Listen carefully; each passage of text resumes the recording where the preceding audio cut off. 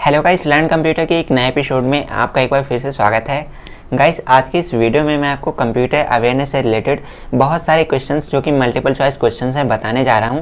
आज की इस वीडियो में मैं आपके लिए 50 ऐसे मल्टीपल चॉइस क्वेश्चंस लेकर के आया हूं जो आपके हर एक एग्जाम में, फिर भले बोर्ड एग्जाम हो, कॉम्पिटिशनल एग्जाम हो, कॉम्पिटिटिव एग्जाम हो या किसी भी इंट्रेंस एग्जाम हो, तो हर एक एग्जाम के लिए बहुत ही इंपॉर्टेंट है। तो चलिए गाइस, स्टार्ट करते हैं आज का वीडियो।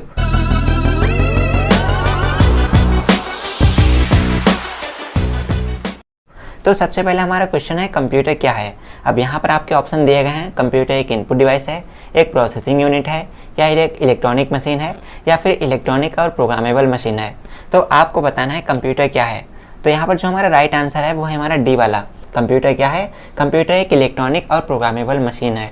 तो वैसे ऐसा इसलिए कंप्यूटर को इलेक्ट्रॉनिक इसलिए कहते हैं क्योंकि वो एक इलेक्ट्रॉनिक डिवाइस होती है। उसके अंदर जो कंपोनेंट लगे होते हैं, जैसे मदरबोर्ड है, रैम है, प्रोसेसर है, वो इलेक्ट्रॉनिक कंपोनेंट होते हैं। और कंप्यूटर को प्रोग्रामेबल मशीन इसलिए बोलते हैं क्योंकि कंप्यूटर के अंदर किसी कार्य को करने के लिए उसके अंदर प्रोग्राम्स को लोड किया जाता है। तो जैसे प्रोग्राम्स को कंप्यूटर में लोड किया जाएगा, कंप्यूटर उसी तरीके के कार्य करेगा। तो इसीलिए कहते हैं कंप्यूटर हमारा इलेक्ट्रॉनिक और प्रोग्रामेबल मशीन होता है।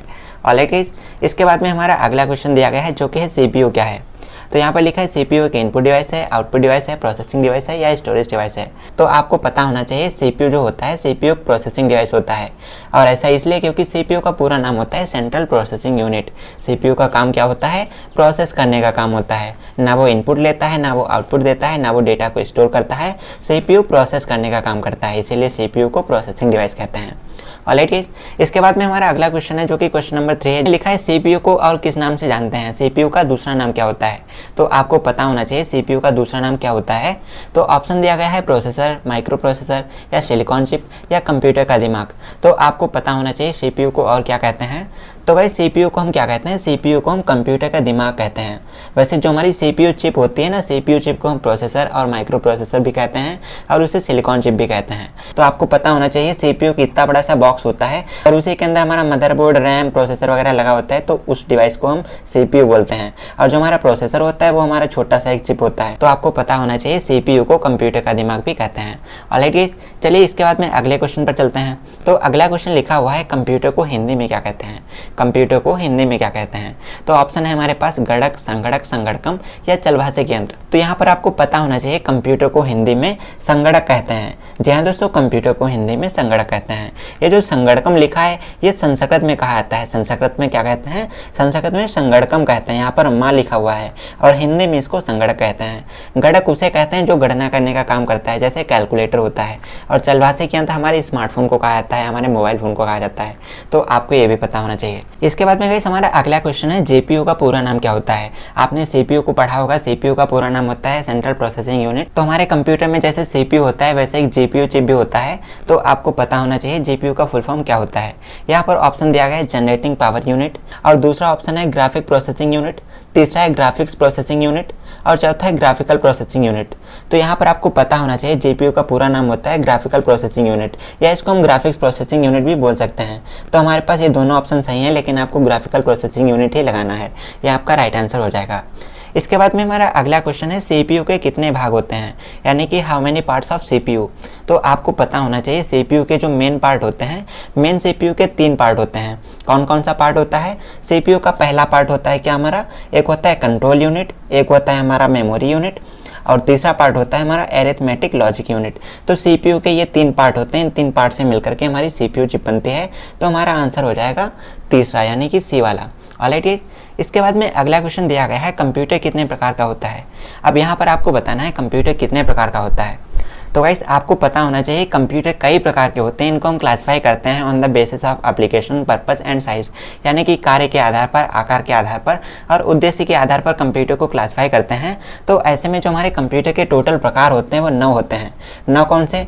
एक तो एप्लीकेशन के आधार पर हम इसको 3 तरीके से क्लासिफाई करते हैं। एक होता है हमारा एनालॉग कंप्यूटर, ऑलराइट गाइस, एक होता है हमारा डिजिटल कंप्यूटर और एक होता है हमारा हाइब्रिड कंप्यूटर। आपको ये पता होना चाहिए इसके अलावा पर्पज़ के बेसिस पर कंप्यूटर दो प्रकार के होते हैं, एक होता है हमारा जनरल पर्पज़ कंप्यूटर, एक होता है स्पेशल पर्पज़ कंप्यूटर, और एक होता है साइज़ के बेसिस पर कंप्यूटर के प्रकार। तो साइज़ के बेसिस पर कंप्यूटर चार प्रकार के होते हैं, एक होता है हमारा माइक्रो कंप्यूटर, एक होता है मिनी कंप्यूटर, एक होता है मेन फ्रेम कंप्यूटर, और एक होता है हमारा सुपर कंप्यूटर। तो इस तरीके से कैलकुलेट करें तो कंप्यूटर हमारे 9 प्रकार के होते हैं, 4 ये, 3 ये और 2 ये। तो 4 और 3 7 और 2 9, तो हमारा आंसर हो जाएगा 9। तो 9 प्रकार के कंप्यूटर होते हैं। इसके बाद में गाइस हमारा अगला क्वेश्चन है मैग्नेटिक डिस्क का उदाहरण है, एग्जाम्पल ऑफ मैग्नेटिक डिस्क। तो आपको बताना है इनमें से कौन सी डिस्क मैग्नेटिक डिस्क है। तो यहाँ पर आपके पास ऑप्शन दिए गए हैं, हार्ड डिस्क या फिर CD या फिर DVD, इसके अलावा पेन ड्राइव या ऑप्टिकल डिस्क। तो गाइस यहाँ पर जो हमारा आंसर हो जाएगा वो हो जाएगा हमारा हार्ड डिस्क। तो जो हमारी हार्ड डिस्क होती है, हार्ड डिस्क मैग्नेटिक डिस्क का एग्जांपल होता है। इसके अंदर जो प्लॉटर लगे होते हैं, प्लॉटर मैग्नेटिक प्रिंसिपल पर काम करते हैं, उसमें मैग्नेटिक सब्सटेंस को लगाया जाता है और उसी पर डेटा को स्टोर किया जाता है। और गाइस इसके बाद में हमारा क्वेश्चन नंबर 9 है, जो कि ऑप्टिकल डिस्क का एग्जाम्पल है, यानी कि एग्जाम्पल ऑफ ऑप्टिकल डिस्क। तो आपको बताना है ऑप्टिकल डिस्क कौन सी है इसमें से। तो यहाँ पर ऑप्शन दिया गया है हार्ड डिस्क, इसके अलावा CD या DVD, इसके अलावा फ्लॉपी डिस्क या मैग्नेटिक डिस्क।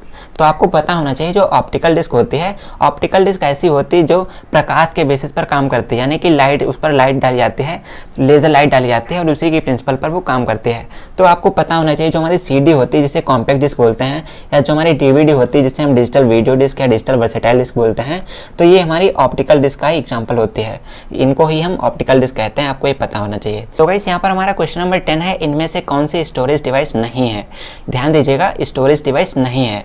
ऑप्शन दिया गया है हार्ड डिस्क, इसके अलावा मेमोरी कार्ड, इसके अलावा प्लॉटर, इसके अलावा मैग्नेटिक डिस्क। अब आपको बताना है इसमें से कौन सी स्टोरेज डिवाइस नहीं है। अब आपको पता होना चाहिए स्टोरेज डिवाइस कहते हैं किसे हैं। तो स्टोरेज डिवाइस ऐसी डिवाइस को कहा जाता है जिसके अंदर हम डेटा को स्टोर करते हैं। अब आपको पता ही होगा कि डेटा को आप किस डिवाइस में स्टोर करते हो। तो यहाँ पर ऑप्शन दिया गया है हार्ड डिस्क, इसके अलावा मेमोरी कार्ड, इसके अलावा प्लॉटर और मैग्नेटिक डिस्क।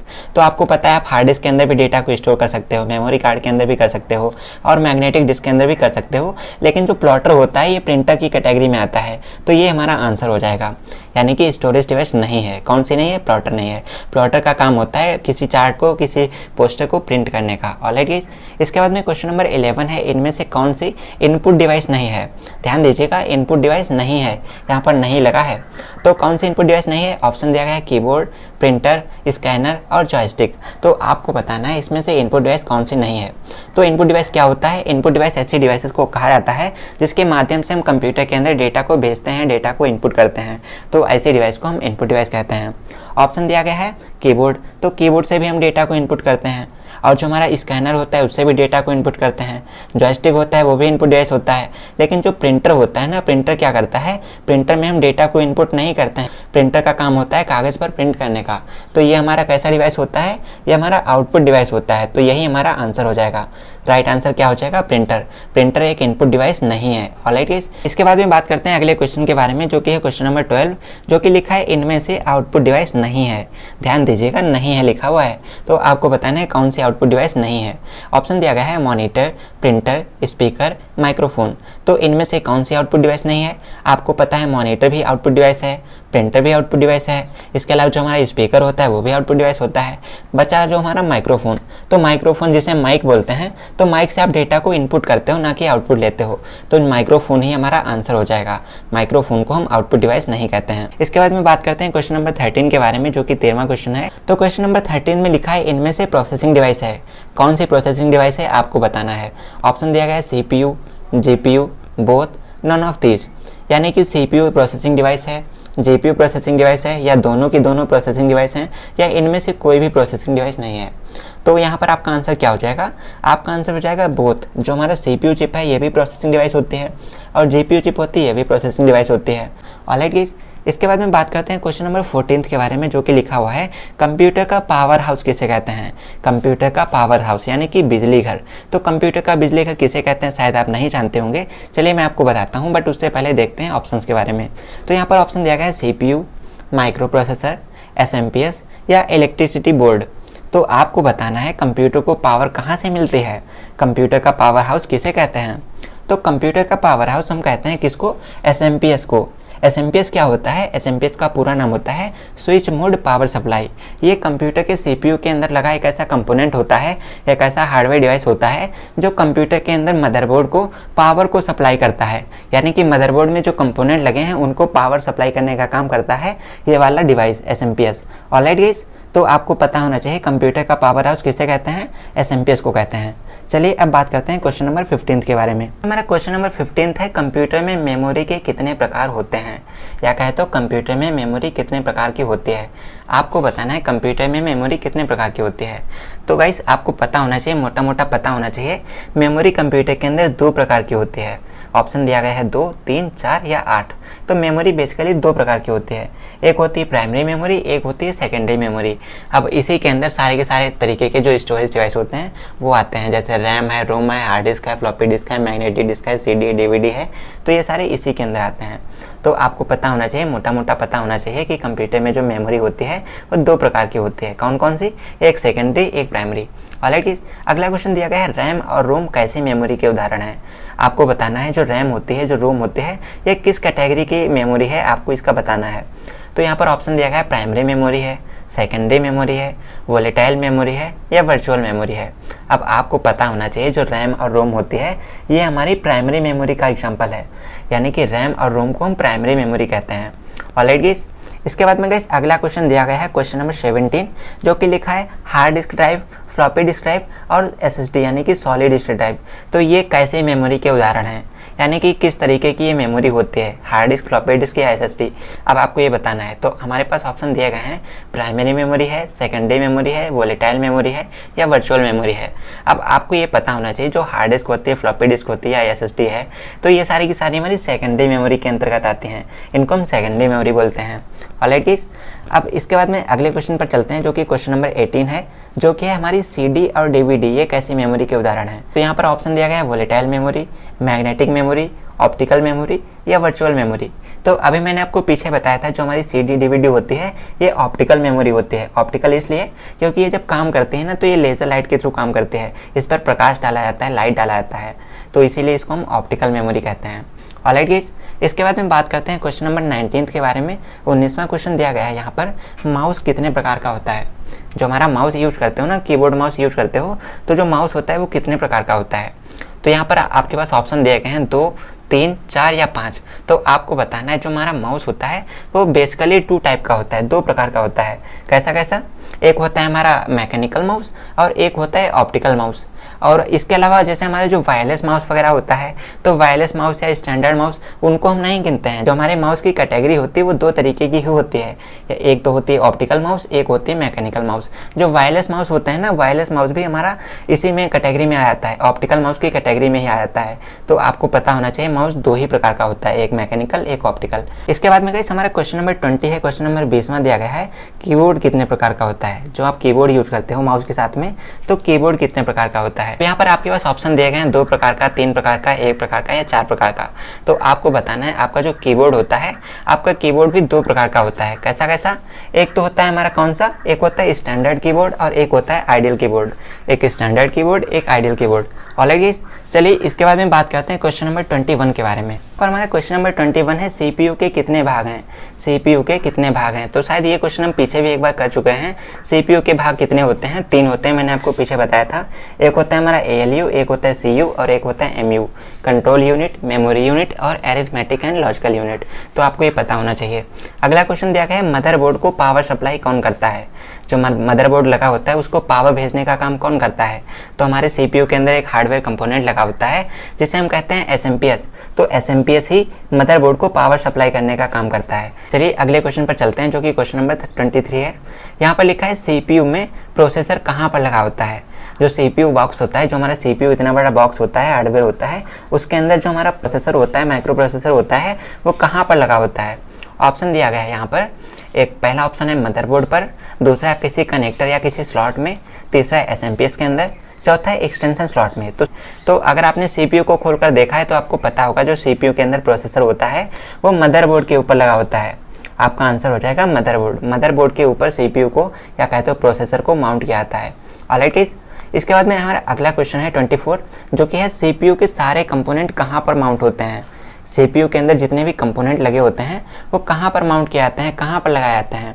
ऑप्शन दिया गया है SMPS पर, दूसरा CPU के कैबिनेट में, CPU के कैबिन में, तीसरा है मदरबोर्ड पर, चौथा है कनेक्टर या स्लॉट में।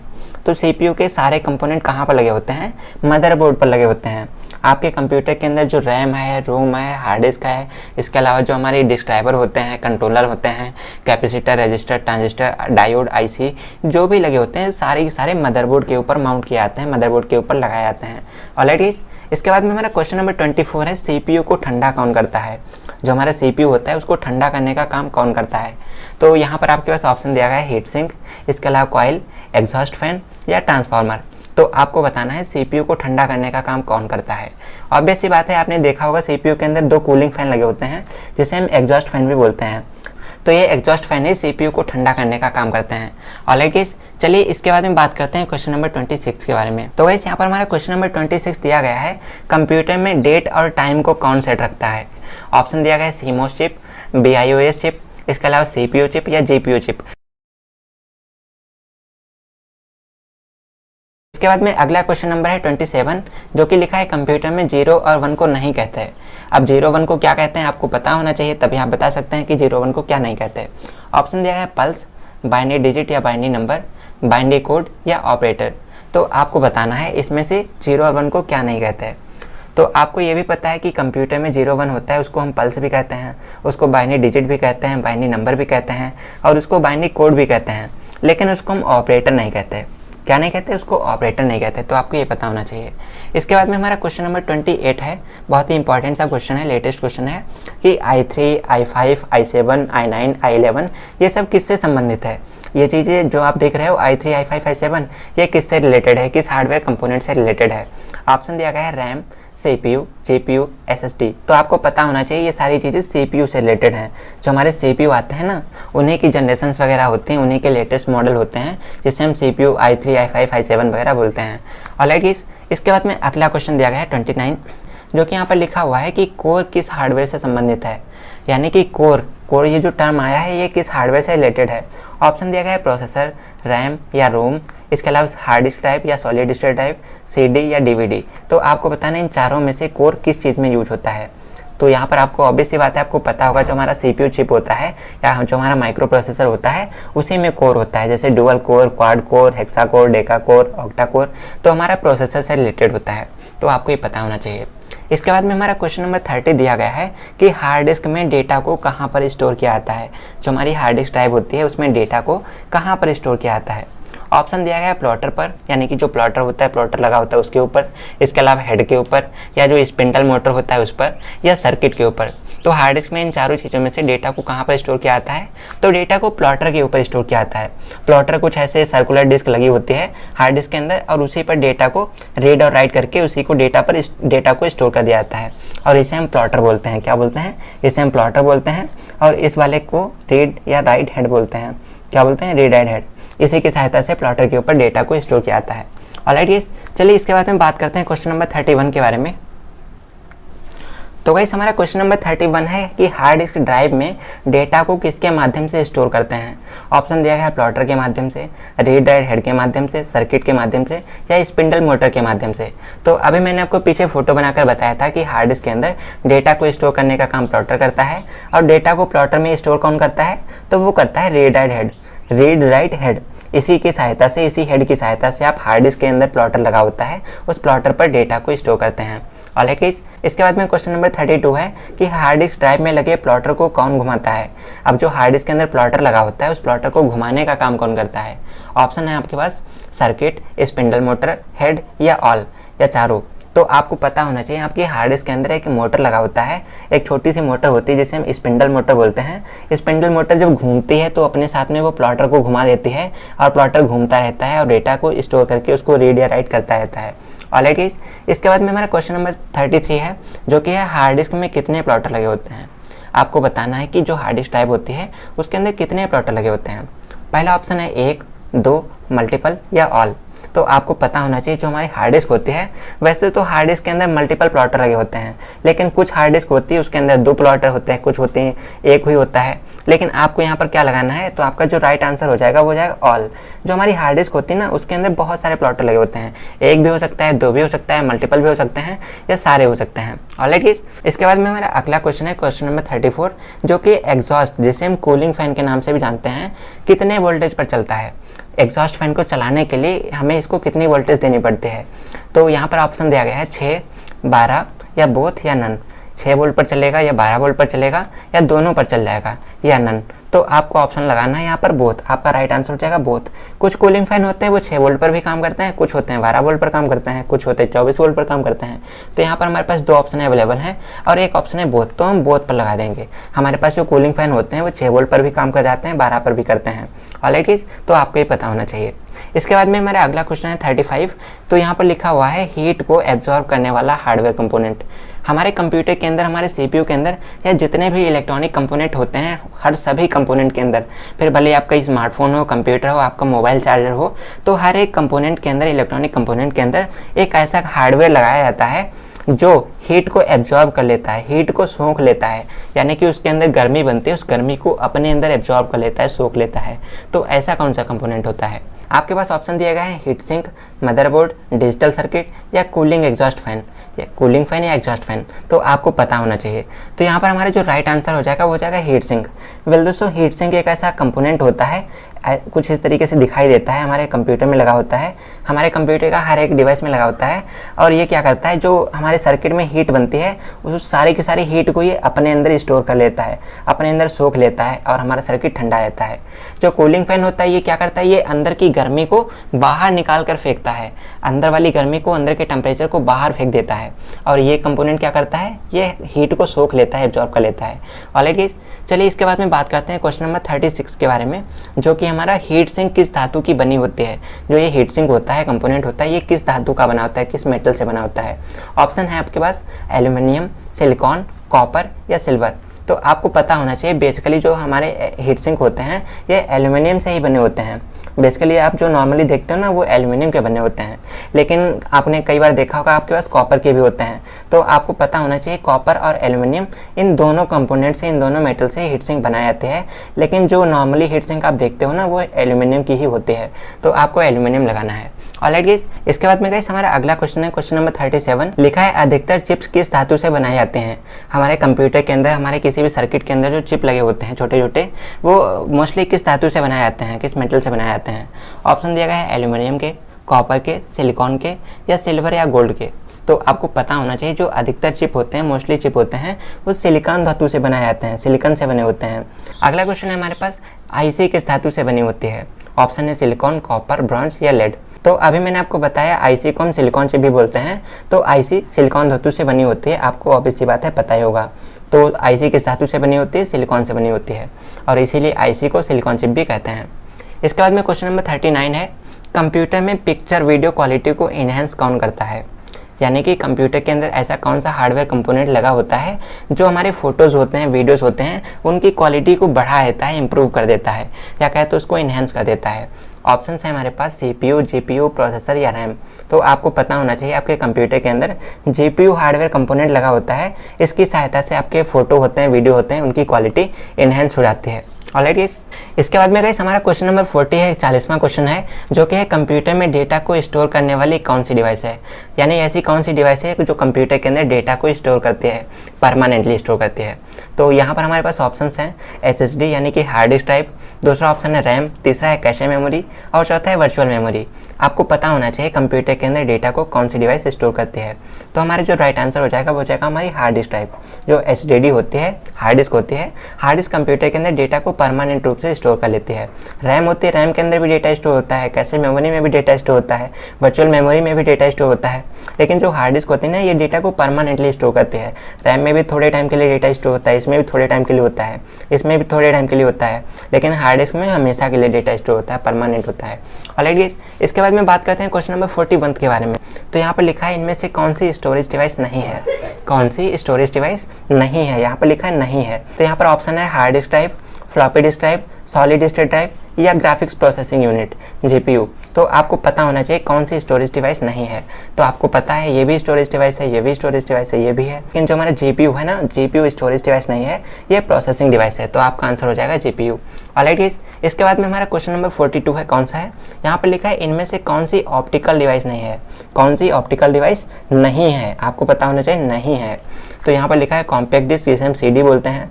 इसके अलावा डिजिटल वीडियो या वर्सेटाइल डिस्क, जिसे हम डीवीडी बोलते हैं। इसके अलावा ब्लू-रे डिस्क, इसके अलावा मैग्नेटिक डिस्क। तो आपको पता होना चाहिए कौन सी ऑप्टिकल डिस्क नहीं है, यानी कि प्रकाशीय डिस्क नहीं है, किसमें लेजर लाइट का इस्तेमाल नहीं किया जाता। तो हमारी सिंपल सी बात है, जो मैग्नेटिक डिस्क होती है उसके अंदर ऑप्टिकल टेक्नोलॉजी का इस्तेमाल नहीं किया जाता। सीडी है, डीवीडी है, ब्लू-रे डिस्क है, ये तीनों की तीनों एक ही कैटेगरी में आते हैं। कौन सी कैटेगरी में? ऑप्टिकल डिस्क की कैटेगरी में, और ये हमारी मैग्नेटिक डिस्क होती है। ऑलराइट गाइस, तो हमारा आंसर हो जाएगा मैग्नेटिक डिस्क। चलिए इसके बाद में बात करते हैं क्वेश्चन नंबर 43 के बारे में। किसी भी प्रोजेक्टर को, किसी भी प्रिंटर को, किसी भी मॉनिटर को किस केबल से कनेक्ट करते हैं? यानी कि हमारे कंप्यूटर के अंदर जब हम किसी प्रिंटर, मॉनिटर या प्रोजेक्टर को कनेक्ट करते हैं तो उसके लिए किस केबल को यूज़ करते हैं, किस केबल की सहायता लेते हैं? ऑप्शन दिया गया है HDMI केबल या VGA केबल, दूसरा है USB केबल, तीसरा लैन केबल, चौथा है SATA या पाटा केबल। तो आपको पता होना चाहिए यहाँ पर हमारा जो राइट आंसर हो जाएगा वो हो जाएगा HDMI केबल या VGA केबल। इन दोनों केबल की सहायता से आप कंप्यूटर से किसी प्रोजेक्टर, प्रिंटर या मॉनिटर को कनेक्ट कर सकते हो। जो USB केबल होती है इससे आप क्या कर सकते हो, इससे आप अपने स्मार्टफोन को कनेक्ट कर सकते हो, अपने कीबोर्ड माउस को कनेक्ट कर सकते हो, अपने किसी भी अदर हार्डवेयर कंपोनेंट को कनेक्ट कर सकते हो। लैन केबल से क्या करते हो, आप ईथरनेट वाला जो केबल होता है उसको कनेक्ट करते हो और अपने कंप्यूटर में इंटरनेट को यूज कर सकते हो। और जो साटा पाटा केबल होती है इसका इस्तेमाल करके आप अपने कंप्यूटर में हार्ड डिस्क वगैरह को कनेक्ट करते हो।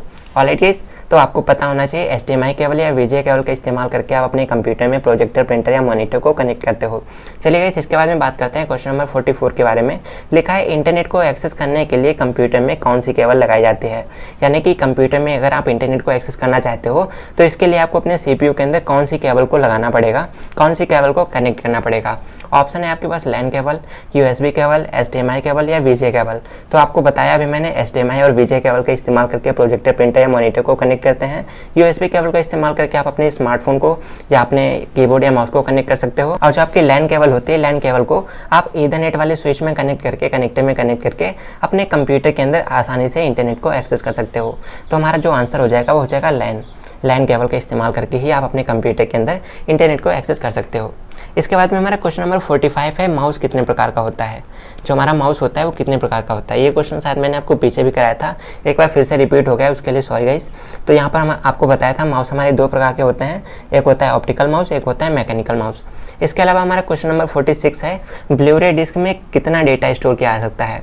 आपको पता है CD होती है, DVD होती है, इसी तरीके से एक डिस्क होती है ब्लू-रे डिस्क। तो यहाँ पर आपके पास ऑप्शन है 3.5 GB, 7 GB, 4.7 GB या 50 GB।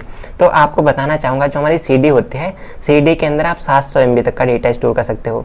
और जो हमारी DVD होती है, DVD के अंदर आप 4.7 GB तक का डेटा स्टोर कर सकते हो।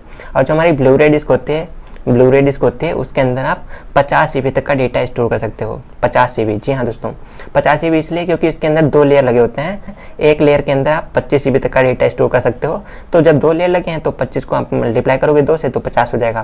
तो हमारा आंसर हो जाएगा 50 GB। ऑलरेडी इसके बाद में अगला क्वेश्चन दिया गया है, CD में आप कितने डेटा को स्टोर कर सकते हो? आपके पास ऑप्शन है 700 MB, 3.5 GB, 4.7 GB या 8 GB। तो अभी मैंने आपको ऊपर बताया CD के अंदर आप 700 MB तक का डेटा स्टोर कर सकते हो। ऑलरेडी इसके बाद में हमारा अगला क्वेश्चन दिया गया है, DVD के अंदर आप कितना डेटा स्टोर कर सकते हो? तो DVD के अंदर अभी मैंने आपको बताया, यहाँ पर ऑप्शन दिया गया है 700 MB, 8 GB, 4.7 GB, 25 GB। तो ऊपर मैंने अभी आपको बताया था कि जो DVD होती है, DVD के अंदर हम 4.7 GB तक का डेटा स्टोर कर सकते हैं। तो यही हमारा आंसर हो जाएगा। ऑलरेडी इसके बाद में हमारा क्वेश्चन नंबर 49 है, फ्लॉपी डिस्क के अंदर आप कितना डेटा स्टोर कर सकते हो? जो हमारी फ्लॉपी डिस्क होती है उसके अंदर हम कितना डेटा स्टोर कर सकते हैं? तो हमारे पास ऑप्शन है 1.5 MB, 1 GB, 500 MB या 4 GB। तो आपको पता होना चाहिए जो फ्लॉपी डिस्क होती है इसके अंदर बहुत ही कम मात्रा में, बहुत थोड़ा सा डेटा स्टोर होता है। कितना स्टोर होता है?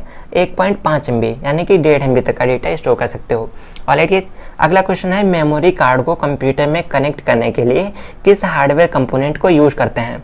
आपको पता होगा आपकी मेमोरी कार्ड छोटी सी एक चिप होती है। अब इस चिप को कंप्यूटर में कनेक्ट करने के लिए आपको एक हार्डवेयर कंपोनेंट लगाना पड़ता है, एक अलग से इतना बड़ा कार्ड लगाना पड़ता है और उसके अंदर आप मेमोरी को, अपनी मेमोरी कार्ड को कनेक्ट करते हो और फिर उसको आप कंप्यूटर में कनेक्ट करते हो। तो इस वाले हार्डवेयर कंपोनेंट को क्या कहते हैं, क्या आपको पता है? ऑप्शन दिया गया है pen drive, card reader, OTG या डेटा केबल। तो आपको पता होगा, अगर आपने मेमोरी को कंप्यूटर में कनेक्ट किया होगा तो उसके लिए आपको अपने कंप्यूटर में कार्ड रीडर को कनेक्ट करना पड़ता है। कार्ड रीडर के अंदर आप अपनी चिप को लगाते हो, मेमोरी कार्ड को लगाते हो और उसके बाद में कार्ड रीडर को कंप्यूटर में कनेक्ट करते हो। ऑलराइट, तो आपका आंसर हो जाएगा कार्ड रीडर। तो फिलहाल दोस्तों आज की इस वीडियो में मैंने आपको 50 क्वेश्चन बताया, 50 मल्टीपल चॉइस क्वेश्चंस बताए हैं जो कि कंप्यूटर अवेयरनेस से रिलेटेड थे। आई होप आपको सारा कुछ अच्छे से समझ में आ गया होगा। तो इस वीडियो को यहाँ तक देखने के लिए आपका बहुत बहुत धन्यवाद। तो गाइस आज का ये जो वीडियो था ये कंप्यूटर अवेयरनेस सीरीज का पहला पार्ट था, फर्स्ट वीडियो था और जो कि हमारा कंप्लीट हो रहा है। तो आज के इस वीडियो के लिए बस इतना ही, और इसी तरीके से और सारे वीडियोस देखने के लिए आप हमारे चैनल पर चले आना। वहाँ पर आपको बहुत सारे वीडियोस मिल जाएंगे जो कि कंप्यूटर साइंस के स्टूडेंट्स के लिए बहुत ही इंपॉर्टेंट होंगे। तो फिलहाल दोस्तों आज की इस वीडियो को यहाँ तक देखने के लिए, यहाँ तक बने रहने के लिए आपका बहुत बहुत धन्यवाद। हम जल्दी ही मिलते हैं आपसे एक और नए वीडियो के साथ। वीडियो आपको कैसा लगा कमेंट करके जरूर बताना। जानकारी पसंद है तो वीडियो को लाइक भी करना। तो चलिए दोस्तों जल्दी मिलते हैं आपसे एक और नए वीडियो के साथ। वीडियो में यहाँ तक बने रहने के लिए एक बार फिर से आपका बहुत बहुत धन्यवाद।